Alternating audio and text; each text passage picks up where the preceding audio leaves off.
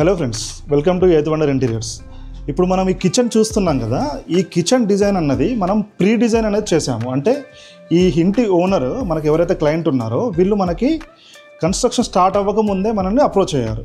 So అప్పుడు ఆ స్టేజ్లో ఉన్నప్పుడే ఈ డిజైనింగ్ ఎలా ఉండాలి అన్నది క్లయింట్తో డిస్కస్ చేసిన తర్వాత ఈ సిమెంట్ షెల్ఫ్ డ్రాయింగ్స్ అన్నది మనం ప్రాపర్గా అంటే మాడ్యులర్ డిజైన్ అయితే ఎలా ఉంటుందో సో దానికి సేమ్ ఏమీ తీసుకోకుండా సెమీ మాడ్యులర్ డిజైన్ని కూడా మనం ఇవ్వడం జరిగింది. సో ఒకసారి కనుక మీరు 3D పిక్చర్ కనుక చూస్తే సెమీ మాడ్యులర్ అనేది మీకు ఎక్కడా కూడా అసలు కనిపించదు. ఓన్లీ మీకు మాడ్యులర్ లుక్ అన్నది అంటే మీకు ఇక్కడ చూస్తే క్లియర్గా ఇది సిమెంట్ షెల్ఫ్ కనిపిస్తుంది. ఇప్పుడు ఇక్కడైనా మొత్తం సిమెంట్ షెల్ఫ్స్ కనిపిస్తున్నాయి మీకు.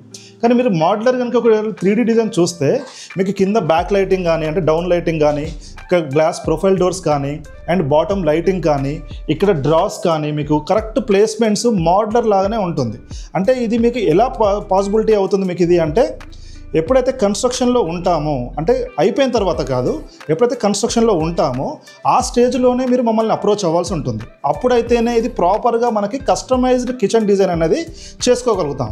వన్స్ మీరు గోడలన్నీ కంప్లీట్ అయిపోయాయి, లేదు సిమెంట్ షెల్ఫ్స్ మొత్తం కంప్లీట్ అయిపోయాయి, సో అప్పుడు మీరు ఒకవేళ అప్రోచ్ అయ్యారనుకోండి, అక్కడ ఉన్న ఏదైతే సిమెంట్ షెల్ఫ్స్ ఉంటాయో దాని వరకే మనం డిజైన్ చేయగలుగుతాం. కానీ మనకు కావాల్సినట్టుగా కస్టమైజ్ అయితే దీన్ని చేయలేము.